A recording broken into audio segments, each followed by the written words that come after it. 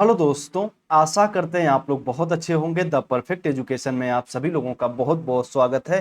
कल हम लोग एक डाउट सेशन रखे थे, उसमें भी लगातार आप में से कई बच्चे पूछ रहे थे कि सर एक बार यूपी टीजीटी की कंप्लीट इंफॉर्मेशन दे दीजिए। और सामान्यतः कई बच्चों के डाउट भी बने रहते हैं कि सर यूपी टीजीटी में सब्जेक्ट्स कॉम्बिनेशन क्या होते हैं, इसकी एलिजिबिलिटी क्राइटेरिया क्या होती है। तो इन सबको ध्यान में रखते हुए ये वीडियो हम आपको प्रोवाइड कर रहे हैं और उम्मीद करेंगे बाबू पूरी वीडियो को आप बहुत ही शांति से और पूरी देखेंगे, ताकि एक एक इंफॉर्मेशन जो हम आपको बता रहे हैं आप अच्छे से समझें और देखें कि जो बीएड स्टूडेंट है उनके लिए एलिजिबिलिटी क्राइटेरिया क्या है, जो बीएड स्टूडेंट है उनके लिए सब्जेक्ट्स कॉम्बिनेशन क्या होना चाहिए।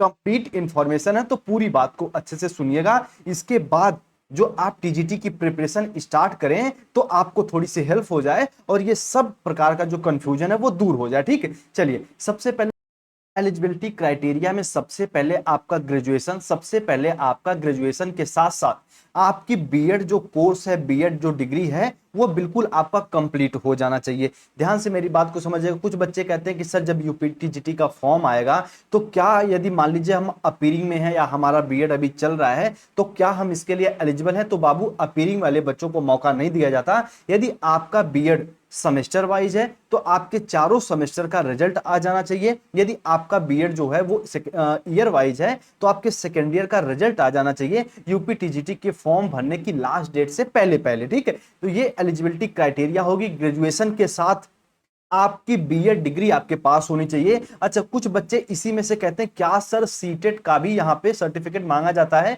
तो अभी तक यूपी टीजीटी के लिए बाबू सीटेट का सर्टिफिकेट नहीं माना जाता है। जब अब की बार नोटिफिकेशन आएगा तो देखा जाएगा कि नोटिफिकेशन में क्या कह रहा है, लेकिन अब तक जितनी भी वैकेंसीज कंप्लीट हुई हैं वहां पे सीटेट का सर्टिफिकेट, सीटेट की मार्कशीट नहीं मांगी जाती है। इतने पॉइंटों को ध्यान रखिएगा। तो एलिजिबिलिटी क्राइटेरिया उम्मीद करेंगे आप लोग अच्छे से यहां पे समझेंगे कि आपका ग्रेजुएशन, उसके साथ साथ आपका बीएड कंप्लीट होना चाहिए और यहां पे सीटेट सर्टिफिकेट नहीं मांगता। ये तो एलिजिबिलिटी क्राइटेरिया हो गई।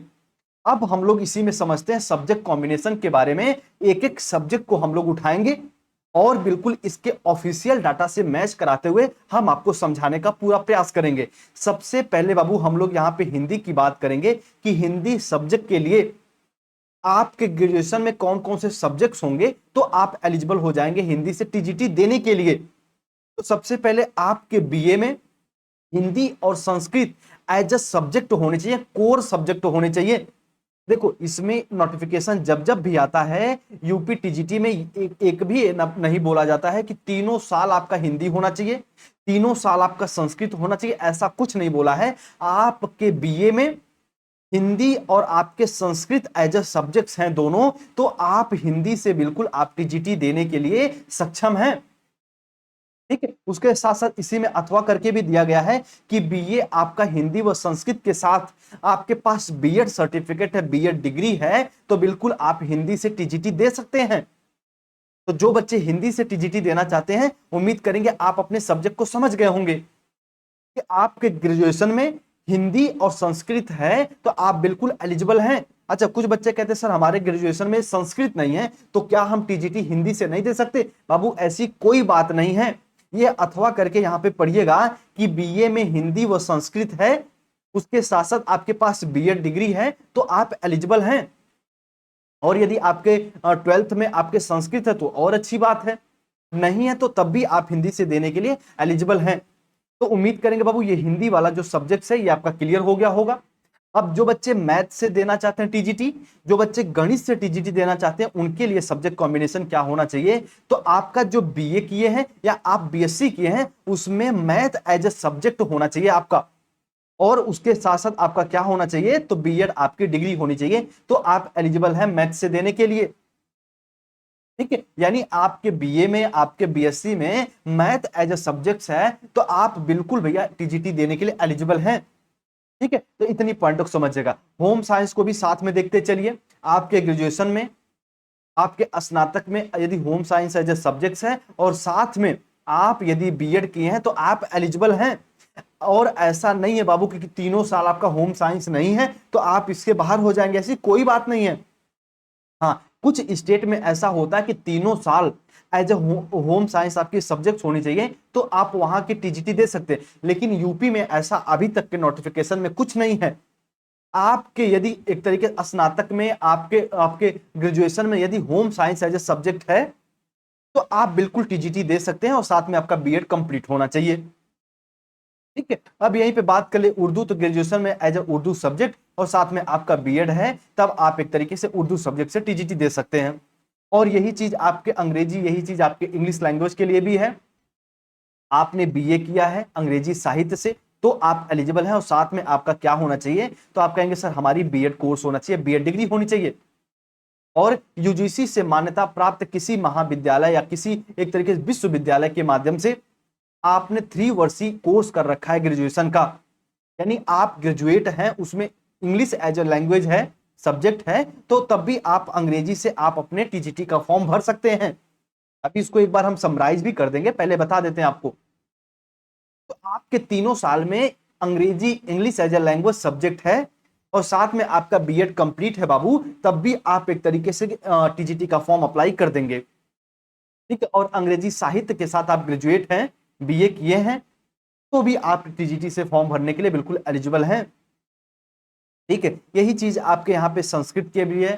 संस्कृत के लिए यदि मोटी मोटा देखा जाए तो आपके बीए में, आपके ग्रेजुएशन में संस्कृत साहित्य एज ए सब्जेक्ट है, तब आप इसके लिए एलिजिबल हैं, और साथ में आपका क्या होना चाहिए, तो बीएड कोर्स होना चाहिए, बीएड डिग्री आपके पास होनी चाहिए। अच्छा, एक चीज और कि इतना इसलिए हम आपको बता रहे हैं अलग अलग सब्जेक्ट का कि बाबू इतना इसमें कंफ्यूज कर देते हैं अलग अलग प्लेटफॉर्म बच्चों को, कि बच्चों का सब्जेक्ट कॉम्बिनेशन होते हुए भी वो फॉर्म को अप्लाई नहीं कर पाते। बहुत सिंपल सा है कि आपके ग्रेजुएशन में हिंदी और संस्कृत है तो आप हिंदी से बिल्कुल दे सकते हैं टीजीटी। आपके ग्रेजुएशन में मैथ एज ए सब्जेक्ट है, बीएससी आप मैथ से हैं, बीए में आपका मैथ एज ए सब्जेक्ट है, तो आप गणित से भी एक तरीके से टीजीटी दे सकते हैं। गृह विज्ञान का हम आपको बता चुके, उर्दू का बता चुके, अंग्रेजी हम आपको बता चुके।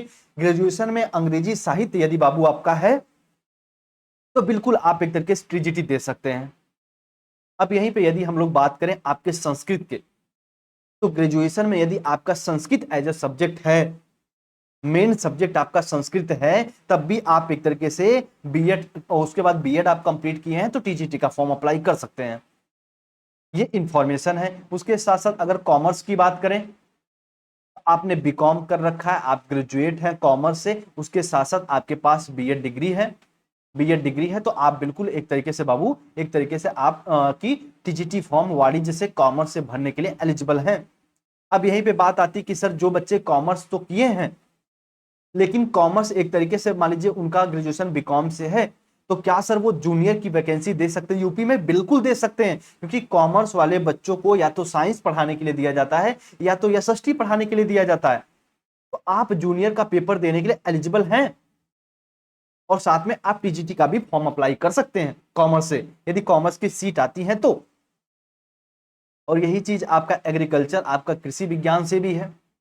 आपने ग्रेजुएशन में कृषि विज्ञान लिया है, बीएससी आप कृषि से हैं, एग्रीकल्चर से हैं, और साथ में आपका बीएड डिग्री है आपके पास बाबू, तब आप एक तरीके से कृषि से, आप एग्रीकल्चर से भी टीजीटी की फॉर्म भर सकते हैं। अब यहाँ आर्ट पे आप कला वाले को एक बार अच्छे से आप लोग देख लीजिएगा। प्रावधिक कला के साथ आप भैया इंटरमीडिएट पास होने चाहिए, तो आप एक तरीके से टीजीटी देने के लिए एलिजिबल हैं। इसके और भी क्राइटेरिया है, इसका स्क्रीनशॉट लेके आप लोग एक बार अच्छे से पढ़ लीजिएगा। ठीक है, अब और उसके साथ साथ एक तरीके से पढ़ लीजिएगा तो बेहतर होगा कि आपको पता चल जाएगा कि जो कला से देना चाहते हैं उनके लिए कौन कौन सी यहाँ पे मानदंड है। लेकिन प्रमुख रूप से प्रावधिक कला का आपको पास सर्टिफिकेट है और साथ में आपका इंटरमीडिएट है, तो बिल्कुल आप एक तरीके से कला से देने के लिए एलिजिबल है टीजीटी। ठीक है, इतने पॉइंट को समझिएगा। अब जो सबसे इंपॉर्टेंट है बाबू वो है आपका साइंस।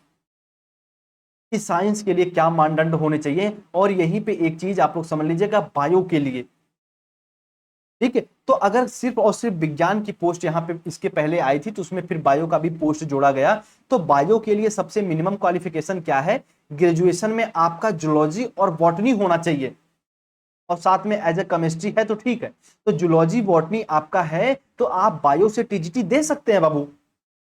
यदि विज्ञान आप साइंस से देना चाहते हैं तो भौतिक विज्ञान व रसायन विज्ञान के साथ आपका ग्रेजुएशन होना चाहिए, और साथ में आपका क्या होना चाहिए, तो आप कहेंगे सर बीएड डिग्री होनी चाहिए। ठीक है, आपके 3 साल में भौतिक विज्ञान व रसायन विज्ञान आपका एज ए सब्जेक्ट है, दोनों का कॉम्बिनेशन बन रहा है, तो बिल्कुल आप विज्ञान से अपने टीजीटी फॉर्म को अप्लाई कर सकते हैं। पूरी इंफॉर्मेशन को समझ लीजिएगा, ईमानदारी से बता रहे हैं हम। और जो बच्चे सामाजिक विज्ञान, जो बच्चे एसएसटी से देना चाहते हैं, उनके लिए क्या मानदंड है, इसमें सबसे ज्यादा कंफ्यूजन रहती है। देखो ध्यान से पहले नोटिफिकेशन को पढ़ लीजिए। निम्नलिखित में से किन्हीं दो विषयों के साथ बीए प्रशिक्षण सहित, यानी आपका ग्रेजुएशन, इनमें से कोई दो सब्जेक्ट यदि आपके ग्रेजुएशन में है तो आप सामाजिक विज्ञान से टीजीटी दे सकते हैं। एग्जाम्पल के तौर पे आप, यदि आपके ग्रेजुएशन में हिस्ट्री व जियोग्राफी है तो आप बिल्कुल बाबू एलिजिबल हैं टीजीटी देने के लिए। आपके ग्रेजुएशन में हिस्ट्री और इकोनॉमिक्स है तब भी आप टीजीटी देने के लिए बिल्कुल एलिजिबल है बाबू। आपके ग्रेजुएशन में मान लीजिए हिस्ट्री है और उसके साथ साथ आपका यहाँ पे राजनीति शास्त्र है, पॉलिटिकल साइंस है, तब भी आप एक तरीके से टीजीटी देने के लिए एलिजिबल हैं। ठीक है। और आपका इसी प्रकार से भूगोल के साथ हिस्ट्री, भूगोल के साथ अर्थशास्त्र, भूगोल के साथ राजनीति शास्त्र है, और साथ में आपका क्या और है, तो आप कहेंगे बीएड डिग्री, तो आप एलिजिबल हैं। मान लीजिए आपने अपने ग्रेजुएशन में भूगोल, इतिहास और मनोविज्ञान लिया है, तब भी आप एलिजिबल हैं, क्योंकि आपका इतिहास और भूगोल तो है ना बाबू। मान लीजिए आप अपने ग्रेजुएशन में भूगोल और अर्थशास्त्र के साथ साथ मनोविज्ञान ले लिए हैं, शिक्षा शास्त्र ले लिए, तब भी आप एलिजिबल हैं। इन्हीं चारों सब्जेक्ट में से किन्हीं दो सब्जेक्ट में यदि आपके ग्रेजुएशन में कोई दो सब्जेक्ट हैं तो आप एलिजिबल हैं। इस सब्जेक्ट कॉम्बिनेशन को उम्मीद करेंगे आप लोग अच्छे से समझे होंगे। ठीक है। और अगर मान लीजिए कुछ पॉइंट पे ना समझ में आया हो तो एक बार और वीडियो को देखिएगा, अच्छे से समझ जाएंगे। और ये हम आपको नंबर भी दे देते हैं, द परफेक्ट एजुकेशन कह लें या द परफेक्ट स्टडी कह लें, दोनों चैनल एक ही है। और आप उस पर भी मैसेज करके व्हाट्सएप पे कुछ अपने डाउट्स होंगे, कॉम्बिनेशन नहीं मिल रहा है तो मैसेज करके पूछ लीजिएगा। ठीक है। चैनल पर नए हैं तो सब्सक्राइब वगैरह करके जुड़ जाइए। नई और सब प्रकार की इंफॉर्मेशन टीचिंग से संबंधित हम आपको जरूर इस पे साझा करते रहेंगे, देते रहेंगे, बिल्कुल ईमानदारी से। टेलीग्राम चैनल से नहीं जुड़े हैं द परफेक्ट स्टडी और द परफेक्ट एजुकेशन के, तो डिस्क्रिप्शन में लिंक है बाबू, आप क्लिक करके दोनों चैनल से ज्वाइन हो जाइए। तरह तरह की इन्फॉर्मेशन, सूचनाएं हम इस पे भी देते रहते हैं आपको। ठीक है। चलिए आप लोग अपना ख्याल रखिए, अच्छे से सपोर्ट करिए और अपना ख्याल रखिए। इन्फॉर्मेशन अच्छी लगी तो लाइक वाइक कर दीजिए। ठीक है। चलिए उम्मीद करेंगे टीजीटी से संबंधित पॉइंटों को समझ गए। वैकेंसी इसके पहले 2022 में देखी गई थी, 2021 में देखी गई थी, 2016 में देखी गई थी, और उम्मीद है कि गवर्नमेंट थोड़ा सा जागे और अब की बार भी वैकेंसी जल्दी निकाले। ठीक है। और किसी अन्य वीडियो में हम लोग कंप्लीट सिलेबस को भी समझेंगे, अलग अलग सब्जेक्ट के, कि साइंस के लिए क्या स्ट्रेटजी होनी चाहिए, उसका सिलेबस क्या होना चाहिए, एसएसटी के लिए क्या स्ट्रेटजी होनी चाहिए, क्या सिलेबस होना चाहिए, इसके आने वाली वीडियो में बाबू हम आपको बताएंगे, वरना ये वीडियो बहुत लंबी हो जाएगी। ठीक है। उम्मीद करेंगे आप सब्जेक्ट कॉम्बिनेशन को समझ गए होंगे, एलिजिबिलिटी क्राइटेरिया को समझ गए होंगे। फिर भी कोई डाउट वगैरह रह जाए और कमेंट सेक्शन में कमेंट कर दीजिएगा। ठीक है। आप लोग अपना और अपनों का ख्याल रखिए। आप सभी भाई बहन को नमस्ते, जय हिंद।